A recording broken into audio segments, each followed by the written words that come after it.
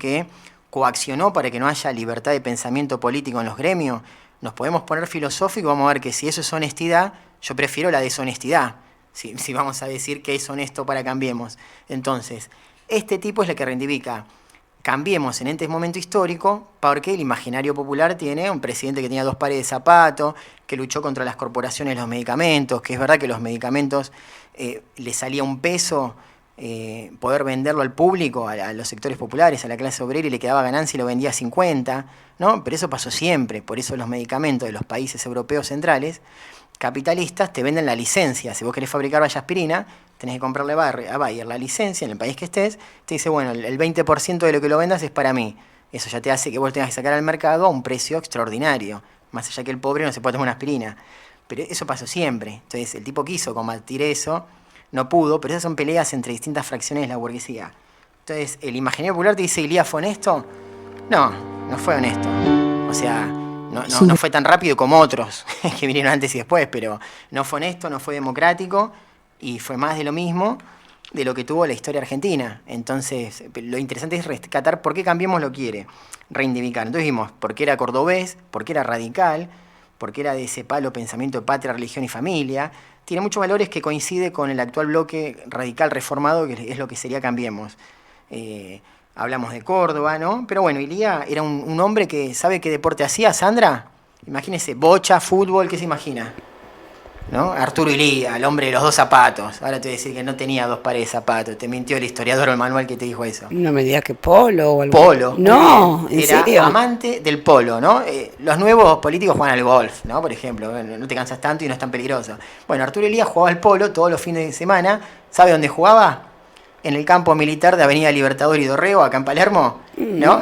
¿Cualquier civil puede entrar ahí? No. Si yo quiero, por más que yo tengo un caballo y voy, hola vecino, ¿puedo entrar a jugar acá al polo? ¿Qué apellido tenés? ¿Qué pensás? ¿Viste? ¿Tiene 2 apellidos? Claro, o sea, el tipo no era popular de ninguna manera, no era, como dicen, murió pobre. El concepto de pobre puedes decir, bueno, tenía $200.000. Para ellos, claro, para un tipo que tiene offshore en Panamá, como Macri, como Calcaterra, como el intendente de Lanús, que se fue el apellido ahora. ¿Cómo era, Sandra, el corrupto? Grindetti. Grindetti. Obvio, claro, al lado de eso sos pobre. Pero me pones a mí al lado de un tipo que tiene $200.000 y yo soy el pobre, vos que me escuchás del pobre, porque no nos mira la aristocracia nosotros. Entonces veamos que cuando a vos te dicen, este tipo es pobre, cada uno, puertas adentro, más allá de lo que tienen los libros de historia, hay que buscar, ahondar, porque no todo es como los medios dicen. Ya lo decía Chomsky, ¿no? Refiriendo a los medios hegemónicos, los medios de comunicación no están para informar, sino para desinformar. Por eso siempre el mejor periodismo es el independiente, a veces el de los medios partidarios, ¿no? Que obviamente te van a tirar la realidad para un costadito, pero no el de las corporaciones. Generalmente vas a sacar más data histórica y real de tu sociedad en los programas así alternativos, que no tienen nada, porque ni a Sandra a mí nos pagan nadie para venir a hablar, ni ganamos nada, ni tenemos partido. Decimos lo que pensamos, analizamos la sociedad, a veces nos podemos equivocar, a veces no, a veces, por suerte, acertamos más de lo que nos equivocamos, y eso es gratificante. Entonces, cuando te digan, no, Arturo Ilía, el tipo honesto de los 2 pares de zapatos, ya, mira, no tenía 2 pares de zapatos, porque si con el mismo par de zapatos jugaba al polo, iba a la Casa Rosada, viajaba a Córdoba y atendía a los pacientes, los mataba de gérmenes a todos los pacientes, porque en el polo te embarrás. Aparte se le gastaba muy rápido. Claro, usaba 2 pares de zapatos por día, nadie te dice eso. Acá tenía 2 pares de zapatos, pero ¿cada cuánto los cambiaba? Bueno, ahí tenemos otra chance para investigar. No, cada 2 días. Bueno, entonces cuántos zapatos al menos tenía, 40. Ya está, no es popular. Ya, mirá cómo lo podemos refenestrar, si nos das 3 hojitas y te vamos a decir que no es popular, no era honesto y representaba un sector de la burguesía y peleaba contra otro, pero representaba a los mismos militares, lo habían puesto. No quiero hacer una historia entera de este hombre, Arturo Ilía, pero sí que analicemos o nos llevemos como reflexión de este programa de que por qué te lo reivindica Cambiemos ahora Arturo Ilía. Porque quiere hacer quedar, o sea, toda la sociedad, el sentido común está diciendo queremos transparencia, políticos honestos, ¿no? En referencia a los casos de corrupción de ese sector de la burguesía que se había enquistado en el Frente para la Victoria. Pero no era el partido político, ya como vimos en el otro programa, no es corrupto el partido político, no son corruptos los ideales, son sujetos que quieren poder y plata y se insertan en el partido político dominante de ese momento histórico, en este caso fue el de los últimos 10 años. Entonces, ¿ahora qué quiere esta gente? Porque sabe que no va a ganar las otras elecciones, nadie de Cambiemos ni con el color amarillo. Te dice, no, bueno, sí, necesitamos mostrar transparencia y te reivindican a un expresidente que en el imaginario popular era bueno, era buenachón. Hoy está viendo Sandra Tato Bores, se lo recomendamos a todos los chiquitos que no van a saber quién es, un cómico que hacía monólogos, empezó en los 70, pero en los 80, 90, muy bueno, ¿no? Hablaba todo el programa y rápido, y Tato, y tenía una mente, Tato, brillante, porque el tipo no leía, del otro lado tenía un par de apuntes, así como tengo yo, y empezaba y flasheaba y ponía primera y arrancaba y agarrate. Y le daba a todos por igual, eso es lo más lindo, que no, viste, un programa uno, el otro, pero no hacía partidario en el periodismo, eso fue muy lindo de Tato. Y estaba hablando de Arturo Illia, Tato, entonces contaba anécdotas que iban los gremelistas a Plaza de Mayo y le tiraban tortugas, ¿viste? Viste, la pregunta ahora de la tortuga y dice, y llego, decirle que llego. Yo me acordaba de Arturo Illia, ¿viste cómo le veía? Porque decían que era lento, pero en realidad era menos rápido que otro al imaginario popular, nadie es lento acá, siendo del radicalismo, ¿no? Representás a que tiene mucha papota. Y bueno, y contó muchas otras anécdotas de Arturo Illia, pero muy bueno, Tato, se los recomiendo para no quedarme con Arturo Illia todo el programa. El programa de Tato Bores hablando de Arturo Illia, y se van a reír mucho, la verdad, y te dice cosas, Tato, muy certeras de lo que diga, ¿no? De los cívicos militares que lo pusieron al poder y los mismos cívicos militares que lo terminan sacando. Te hablan de la traición, de no sé qué, no existe ahí traición. Yo, por ejemplo, Sandra, te pongo en el poder un par de navidades.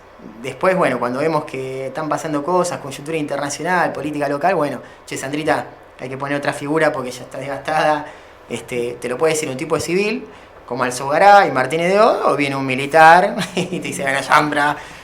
Arturo Illia dicen que lo sacaron 60 milicos, oficiales, generales, que fueron a la Casa Rosada con fusibles, que cuando va un general a decirle, bueno, le vamos a dar un golpe de Estado, Arturo Illia dice, bueno, a ver, muéstrame la fuerza que tiene. 60 militares te sacan a un presidente, o sea, eso es fuerza, era el 5% de los oficiales del ejército de ese momento histórico. Entonces, ¿qué pasaba en el otro 95% de los milicos? Bueno, ahí entra el análisis, las logias, ¿no?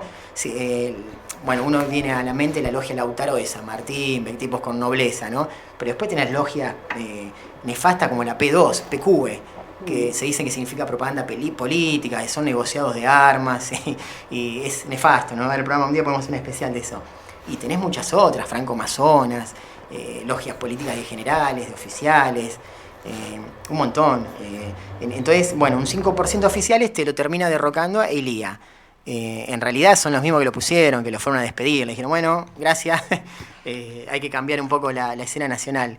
Entonces, bueno, cuando veas a TN, a Clarín hablando de Illia, que se viene para estos 15 días que vienen, van a hacer lo que se llama capital cultural. Primero el Senado te hace algo y después los medios hegemónicos te empiezan a reforzar esa parte cultural de documentales y todo para que vos te quede y refuerces si no lo tenías, o te quedes si no lo tenías, ¿no? La imagen de Illia, un tipo honesto, pero no te creas eso porque no tenía 2 pares de zapatos, jugaba al polo, y cualquier tipo que juega al polo anda a comprar el palo que le pegás al pobre caballo para jugar al polo, decime lo que vale 10 pares de zapatos ese palito, entonces...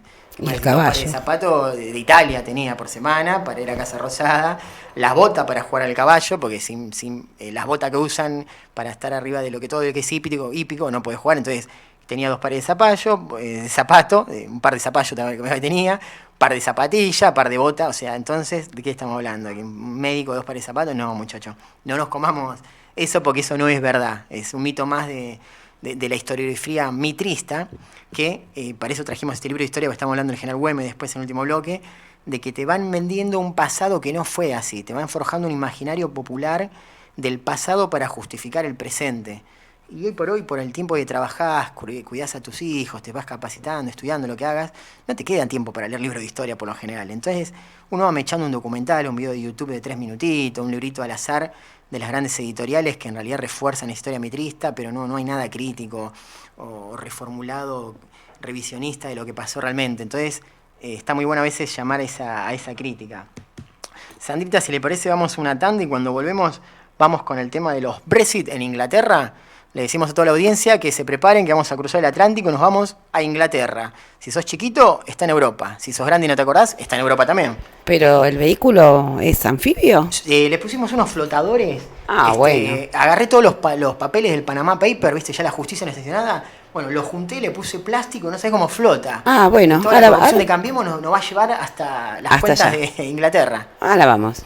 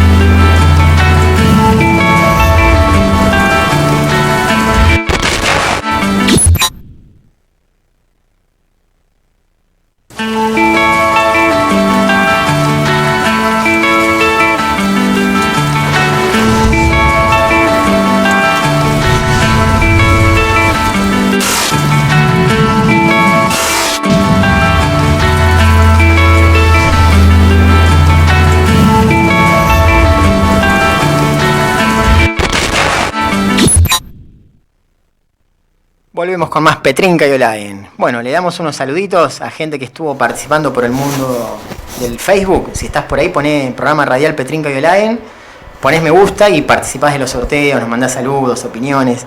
Estuvieron pasando por ahí Claudia Vogel, Julio Luque, Julita Luque, Deren Hernández, Mónica Vogel y muchos más. Siempre hay otros que les podemos ir saludando. Nos mandó Sandra a la gente del Bachillerato Popular Paulo Freire el volatito de inscripción. Si no terminaste la secundaria, te lo aconsejamos que la termines porque el mercado laboral está exigente y hasta para barrandero te lo van a pedir. Acá cursás en el turno noche y te anotás como hayas quedado en el colegio. Si nunca cursaste ninguna son 3 años. Si ya cursaste algo puede ser 1 año. Son títulos oficiales. Funciona en Avenida Independencia 7C6 de la Ciudad Autónoma de Buenos Aires, en Capital, ahí por el Bajo, en el local de la CTA. Así que es muy copado, porque el ambiente está bueno, si laburás y faltás no te quedas libre, está hecho para los sectores populares para que puedan terminar la secundaria y aprender, ¿no? No ese clase de sujeto que va a un colegio y te aprueban porque te aprueban. Te aprueban con trabajos prácticos, exigiéndote, y de otra manera muy linda, como diría Paulo Freire, un programa lo vamos a tocar. Bueno, Sandra, viajamos a Londres. ¿Hemos llegado bien? Sí.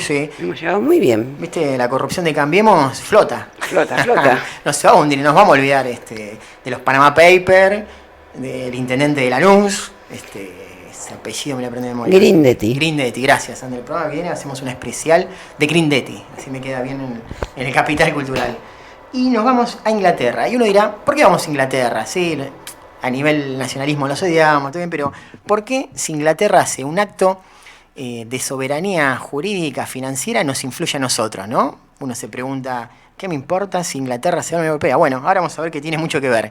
En esta globalización, por ejemplo, la última semana Inglaterra hizo un referéndum popular, ¿no? De voto, donde votaban todos los ciudadanos británicos mayores, de lo que sería la mayoría de acá, de 17 años, y podían votar. 46 millones de ciudadanos estaban listos para votar. Se presentaron 33.577.000 ciudadanos. Es un número muy alto porque allá no son obligatorias las elecciones. Entonces, muchas veces pasa que en las elecciones para cargos de primer ministro, la juventud por lo general no va como acá, o sea, es normal eso en todo el planeta. Entonces, en este caso sí fueron, y fueron muchas. Y vamos a hacer un análisis sociológico del tema, tocando lo económico. Que son ciencias muy copadas que nacen todas en el siglo XVIII, ¿no? Las ciencias políticas, las ciencias económicas, la sociología, la antropología. Por lo general nacen de los sectores dominantes para entender a los estados de la otra parte del planeta, cómo funcionaban y cómo poder dominarlos a través del imperialismo. Por eso los primeros antropólogos, sociólogos eran todos etnocentristas, lo que ahora le decimos imperialistas, porque estaban al servicio de la corona de Francia, de Holanda. Pero bueno, después fueron cambiando y ya hay por suerte sociólogos y antropólogos muy copados, bien de lo que sería el palo nacional y popular o el palo marxista, y eso hace que sean mucho más ricos los debates también y análisis del presente. Entonces vemos que sobre 33 millones de ciudadanos británicos ganó el referéndum a favor del Brexit, que significa, les pusimos en el Facebook un par de videitos para tener una introducción, que es complejo arrancar la noticia del vamos, del inicio. 17 millones por quedarse, con otros tantos miles, y 16 de otros millones por irse. Por irse, 17 millones y 16 por quedarse. Eso significa que la Unión Europea para diciembre va a perder, son 27 países, va a perder uno, que es muy importante, que es Inglaterra. Recordamos que Inglaterra, Francia y Alemania son las economías con el PBI más alto de Europa, que manejan mucha plata. ¿Qué decían los británicos? Decían, pero si nosotros ponemos 950 millones de libras esterlinas todas las semanas para la Unión Europea, para bancar a Grecia, España, Italia, economías, las de Europa del Este, que no están tan ávidas, o se les va la plata, sea por los políticos, por lo que sea, malas administraciones, dice, pongámoslas nosotros, el discurso, ¿no?, del Partido Laborista británico era, pongámoslas en educación y en salud acá, que nuestro sistema es el mejor de Europa, ¿no? Imagínense lo que es el mejor de Europa. ¿Sabés la que te sale? Ir allá a un hospital en Londres. Obviamente esa plata no la van a destinar en educación y salud. Para sus cosas de imperialistas la van a destinar, ¿no? Vaya a saber en qué va a ir, pero no va a ir para los sectores populares británicos. Entonces, bueno, con esa y otras cuantas artimañas ganó el vamos, no. Y con Sandra hablábamos fuera de cámara de por qué, porque los índices te empiezan a hacer un análisis etario de qué sector de la población votó a favor de irse y cuál a quedarse. Es muy loco como la gente mayor votó a favor de irse de la Unión Europea y la gente de 30 para abajo votó en quedarse, ¿no? Entonces con Sandra estábamos hablando que ahí es lo que sería el capital cultural. Vieron que en Argentina, por ejemplo, en los colegios no se canta el himno, uno por hoy, en que están las fechas de actos, te ponen un cassette del himno, de alguien de Jairo, de Charly García, depende del colegio, el director, si es más copado o menos, va variando el CD que suena, pero no lo cantan. Apenas los profes más viejos lo cantamos porque lo aprendimos y ya los chiquitos no lo cantan. Bueno, ese hacer imaginario, lo que es el ideal de un Estado, un nacionalismo, no solo en Argentina se fue perdiendo, no es que nosotros somos la basura del planeta. En Europa pasa también. Entonces, en los últimos 15 años, todos los pibitos que ahora votan, que tienen entre 17 a 25, 30, su ideal de territorio, como diría un geógrafo, un antropólogo, no es Inglaterra en este caso, Gales y Escocia e Irlanda. Es también Francia, Alemania, Italia, Grecia. El imaginario de cuál es tu estado es todo el que vos podías viajar sin que te pidan un pasaporte, el cual vos pagás con la misma moneda en el almacén de Londres o de Manchester y ibas a Roma o a Frankfurt y pagabas con la misma moneda. Entonces, ¿cuál es tu estado para ese ciudadano? Es todo esto. Claro. Entonces, ese ciudadano que te dice, no, ¿para qué nos vamos a ir si estamos bárbaros acá? Tenía fronteras más amplias. Fronteras más amplias, también beneficios, porque por ejemplo, si Sandra y yo vivíamos en Londres y queríamos ir de vacaciones como profesores de Londres a Holanda, a Grecia o a Bulgaria, a Sofía, esos lugares hermosos, googleen en internet y se van a fascinar, no tenías que sacar visa, no tenías que pagar impuestos, no tenías que ir a la embajada de Bulgaria, llevar tu pasaporte, gastar guita en un pasaporte. Hoy por hoy en Argentina está a 800 pesos más o menos tramitar el pasaporte, más lo que te deben cobrar un visado, si querés ir a Estados Unidos son $150, es todo un billete, ¿no? En un sector popular que la tenés que ahorrar mucho tiempo para poder hacer ese viaje. ¿Viste? Y comprar el pasaje por despegar en 12 cuotas, no es que no lo puedes hacer. Lo puedes hacer con muchos sacrificios y más o menos tienes un sueldito que te lo deje. Bueno, en Europa los sectores populares viven lo mismo que nosotros, no es que tienen tan con mejores calidad de vida, ¿no? Podés comprar último celular con 27 GB, no sé, te hace licuado porque viene por 2 mangos de China, pero en general te padeces los mismos problemas que padecen nosotros. Y por eso ese sector hectario votó quedémonos en la Unión Europea. ¿Y qué pasa? El sector más grande de británicos de 30 para arriba dice, no, vamos no. Primero tenían bien desarrollado el concepto de nacionalismo. Entonces, si tu papá peleó en la Segunda Guerra Mundial contra el alemán, ¿no? Depende de qué lado de Francia, si era la que estaba con los nazis o no, contra los franceses o no. Porque cuando estudias la Segunda Guerra Mundial vas a ver que hay un momento de la guerra que los británicos hunden 2 barcos de franceses en África. Porque Francia, la Francia de Vichy, pasa a ser colaboracionista de Hitler. Él decía que para que no los maten a todos. Otros hablan de alianzas entre burguesía francesa, industrial y Alemania. Podemos dejar ese debate para la historia. La conclusión es que una parte de Francia se une a Hitler y los británicos dicen, bueno, ahora te hundo estos 2 barcos y tenés este puerto, no me acuerdo de la costa del Atlántico de Afra era, y les mata, ponele 1.500 marinos franceses. Entonces eso indigna a un sector de Francia. Che, pero estos eran nuestros aliados y nos están matando.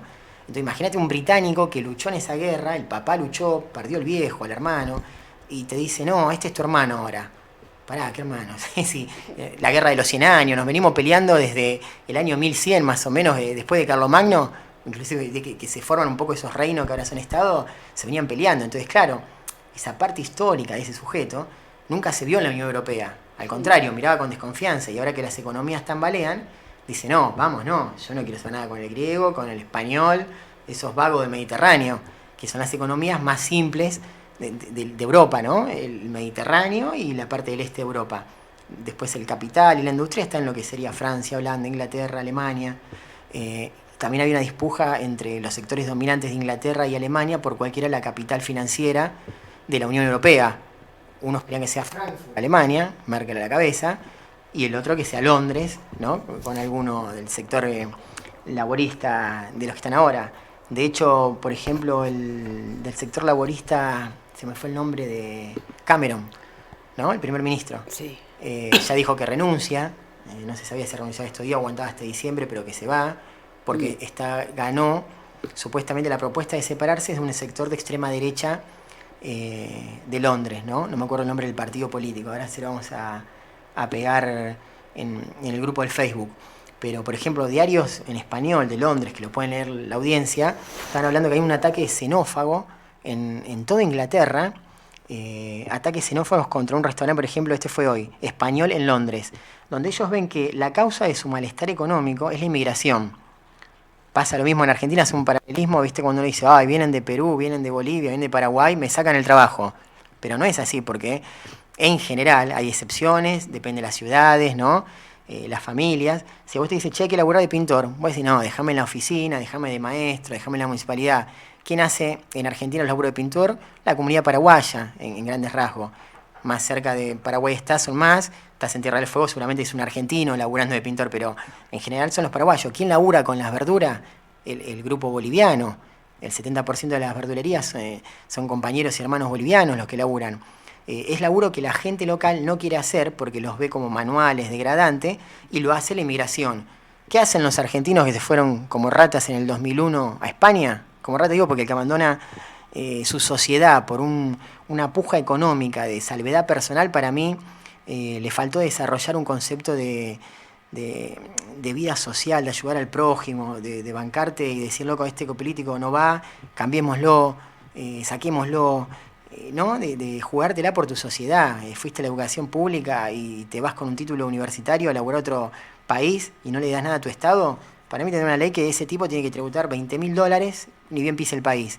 Por derechos de formación, por muchas cuestiones de otro programa lo podemos tocar. Entonces, todos los argentinos que se fueron a Miami, a España, Italia, después del argentinazo del 2001, están en deuda con el Estado. Y con un Estado que yo quiero y me gustaría que sea los sectores populares, el sector obrero, lo podemos debatir como sea, del que no tiene, y no de ese 33% de la aristocracia que nos gobierna.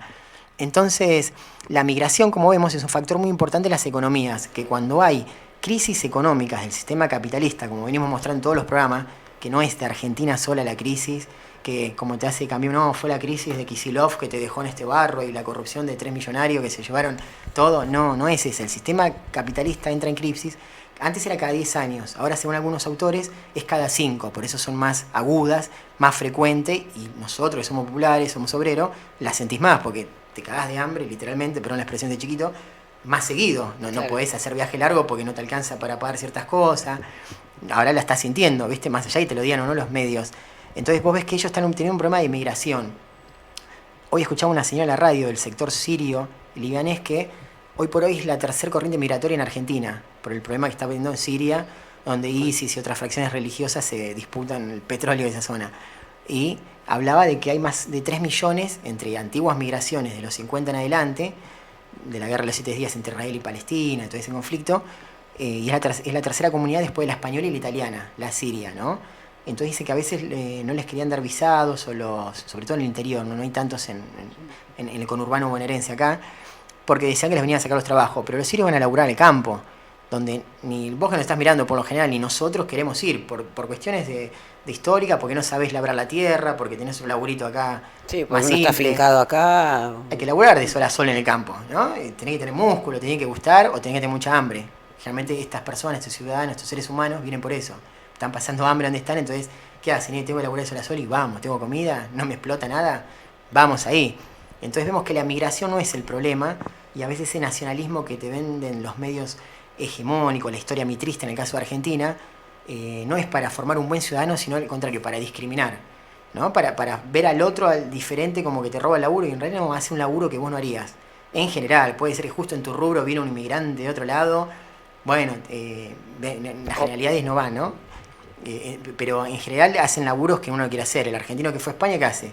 Lava las copas, limpia los baños, labura de pintor, labura de carpintero, el 70%. El otro 30% se enganchó bien, tenía un máster en abogacía, en doctorado, hizo alguna otra cosita allá y se enganchó. Pero en general sos mano de obra para los laburos más feos, por decirlo así. Bueno, Londres está pasando lo mismo. Entonces la gente grande británica dice, no, nos vienen los franceses a robar el trabajo, nos vienen los italianos a robar el trabajo de pintor, cuando en Inglaterra ni siquiera los ingleses lo hacían, porque lo hacía la mano de obra irlandesa o de Gales, que es de segunda. El británico es tan endocentrista, tan racista, que desde cuando uno estudia la Revolución Industrial, los que laburaban en los talleres, en todo 1840, 1870, no eran ingleses, eran británicos, irlandeses y algunos escoceses. El escocés labura más la tierra. Que ellos lo veían como si no de segunda, no tenían derecho a votar, no les pagaban 2 pequines, 2 chirolas por estar de sol a sol. Hubo casos de hambrunas tremendos, ya podemos ver esa parte histórica. Entonces, históricamente la migración hace laburos que no quiere hacer la gente local, porque se pagan mal, porque no están bien vistos socialmente. Entonces, bueno, ahí ya vemos un análisis sociológico de por qué la gente mayor de 30 votó a salirse de la Unión Europea. ¿Qué es la Unión Europea? Si algún televidente o oyente nos está mirando. Bueno, primeramente arrancó como una unidad de geopolítica para cómo encarar contra Estados Unidos, contra Asia, contra lo que fue la URSS, Rusia ahora, el eje chino, Japón. Hoy por hoy el poder del planeta se divide entre 3 imperios. Podemos decir imperio como imperio económico, ¿no? No se piensen que es un emperador con una bandera, ¿no? Económicamente hablando, como se maneja el mundo ahora, que es Estados Unidos, Canadá, sus aliados tienen el 33% más o menos, la Unión Europea el otro 33% y el eje ruso-chino, que es muy importante, el otro 33%. ¿Qué pasó? Europa se estaba quedando no competitiva, o sea, si yo hacía esto en Alemania, a mí me salía 10 euros. Si lo hago en Estados Unidos, 8 dólares, y si lo hago en China, 2 dólares. Entonces, todo el tercer mundo, todos nosotros, la parte del planeta, inclusive estos países, ¿qué hacía? Lo compras en China. Entonces, Europa no estaba siendo competitiva. ¿Qué hicieron? Abrieron la canilla, crearon un punto de conflicto más en Medio Oriente, lo que es Siria, y eso desplazó miles de ciudadanos para Europa. Se habla más o menos desde 24 meses ahora que entraron entre 4 a 6 millones de inmigrantes. Depende de la fuente, tenés un número más, menos, ¿viste? Muy difícil dar un dato certero. Pero estamos hablando de entre 4 a 6 millones de ciudadanos que van a hacer el laburo, que estamos diciendo a alguien, no va a hacer el laburo que el alemán quería hacer, lavar las copas. Olvídate. Por más punk que sea el alemán, no va a querer estar laburando el lavacopas, ¿no? Tendrá un local de música, no sé. Entonces, ¿quién hace ese laburo? El sirio, el que viene de esta parte del planeta. Entonces, se dice que económicamente hablando, insisto, puede haber una familia que de buena fe trajo un inmigrante sirio, un nenito adoptado. Acuérdense que las generalidades no van a todos los casos, ¿no? Es para analizar ejes económicos.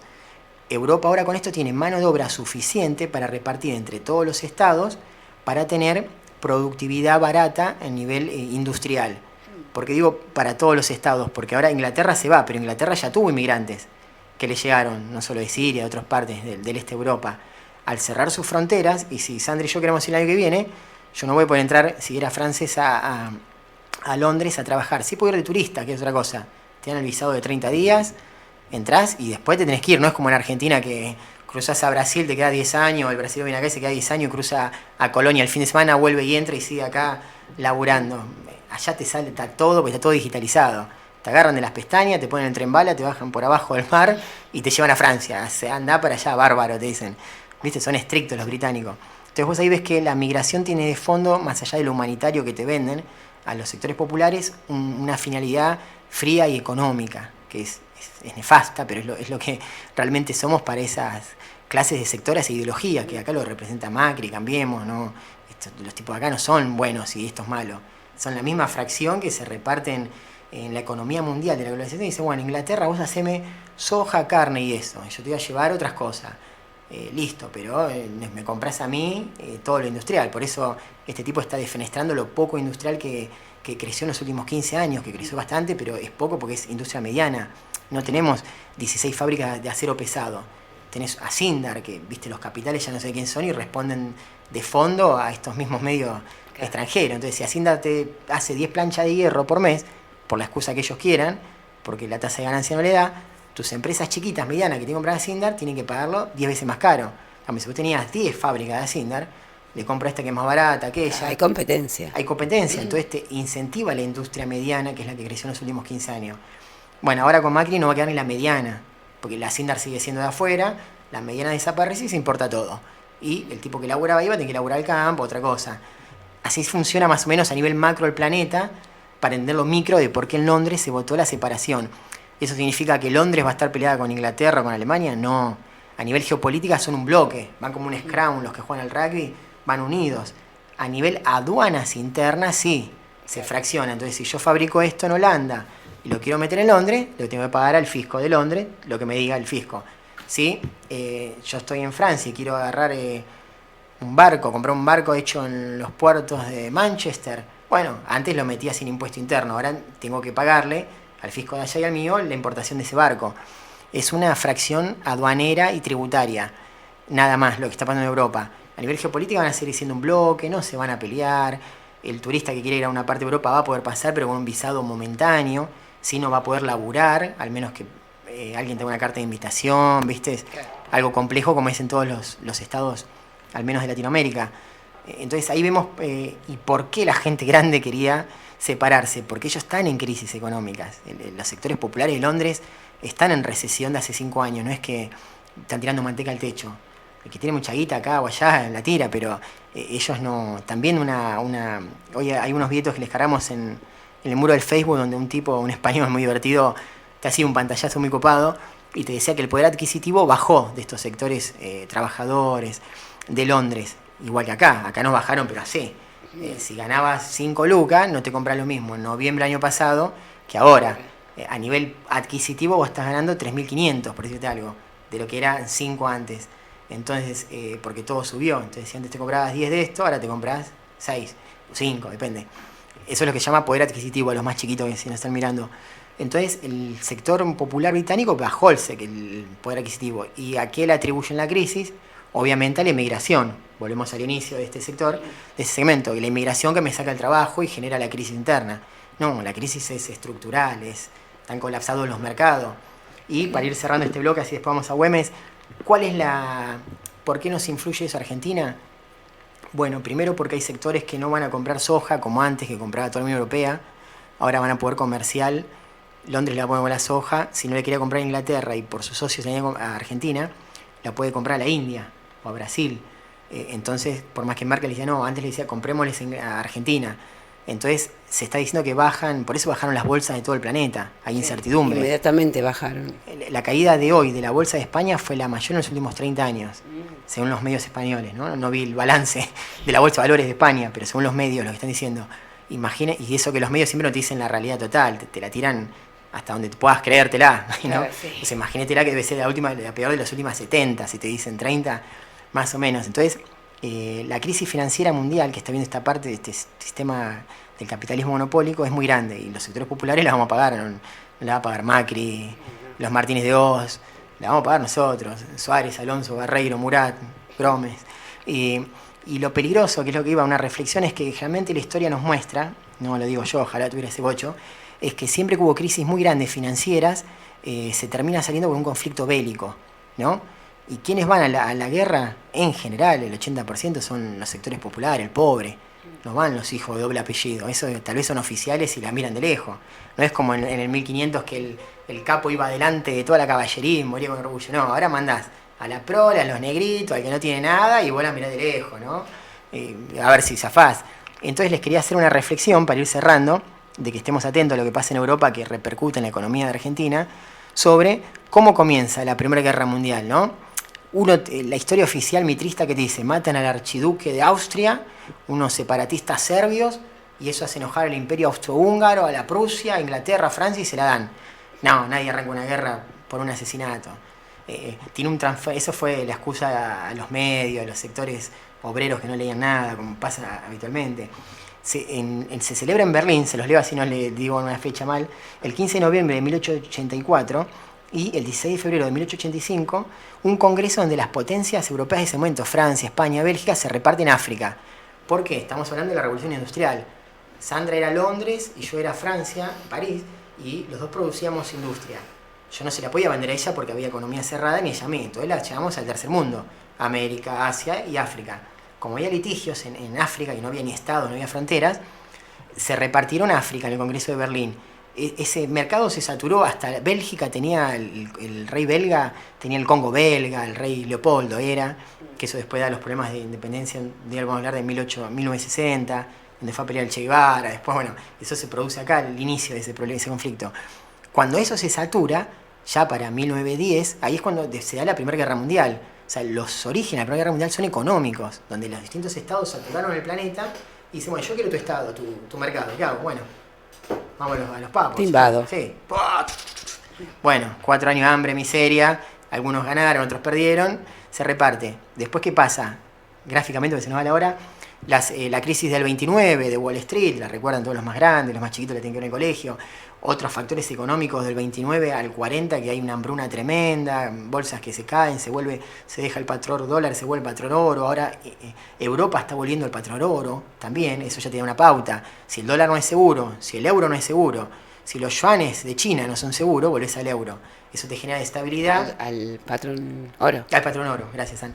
Eso te está dando una parca de lo que ya pasó antes y lo que está pasando ahora.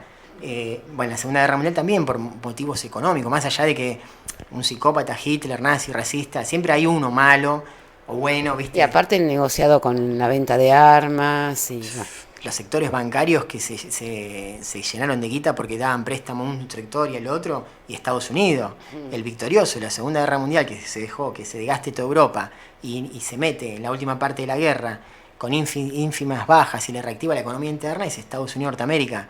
Los tipos la hicieron bárbaro porque agitaron a los dos sectores, dejaron que se desgaste, después que se desgasten los rusos comunistas con los nazis, y ya después era el mismo Hitler y otros contra los rusos, ¿no? Es muy loco cuando estudias la historia de la Segunda Guerra Mundial de otro sector más económico, ves otra matriz que no es solo este asesino de Hitler como malo, hay otros trasfondos, ¿no? Sí, Hitler es como Galtier, son los hijos de puta, obvio, pero hay otras matrices que manejan los hilos en esos grandes conflictos. Bueno, ahora se está hablando que el Papa la tiene clara, los jesuitas son muy estudiosos, esto no tenés que ser un iluminado, es cuestión de leer mucho y te va cerrando una parte de la historia que no, cuando la lees menos no la ves. Y los jesuitas la tienen que por eso no quieren saber con nada de Cambiemos, ni con el tipo que viajó a llevarle el tren de transferencia porque era esa gente de la dictadura.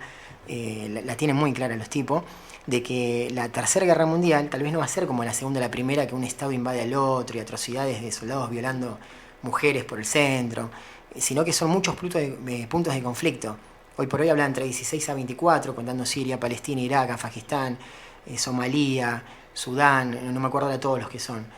Se dice que más o menos cuando se llega a 50 va a tocar todas las economías de los grandes países, a tal punto que ese sería lo que sería la Tercera Guerra, una guerra más económica, con muchos más tecnológica, ya no necesitas 1 millón de soldados en una trinchera. 10 drones, un par de misiles. Y un botón, apretar un botón. Claro, vi un tipo, viste, fumando, apretó un botón. Claro. Bueno, son los nuevos conceptos de guerra, pero en lo económico vuelvo a saber que se va a vivir tan mal como en la Segunda Guerra Mundial, y estamos en los arbores. Cualquier argentino sabe que estamos mal.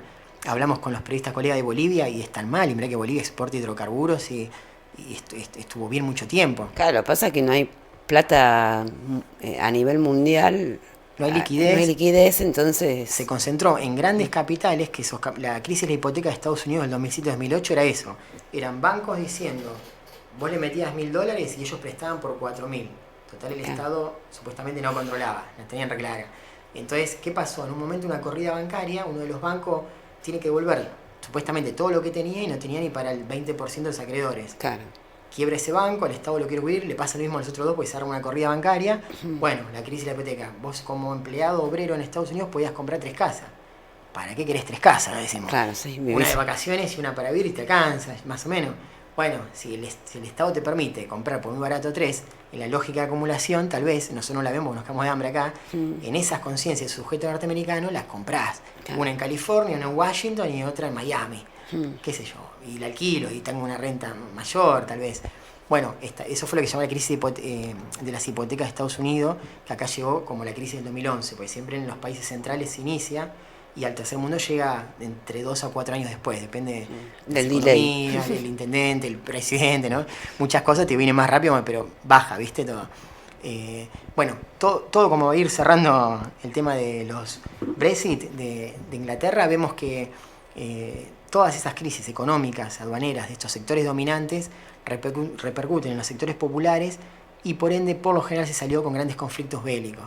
Entonces, ojalá que no, que esto sea una perlita en la historia, que no, che, mirá, lo que empezó con el descrecimiento de la Unión Europea fue como la URSS, se separaron distintos estados y más que algunos conflictos locales de ahí de guerra, no fue a nivel global.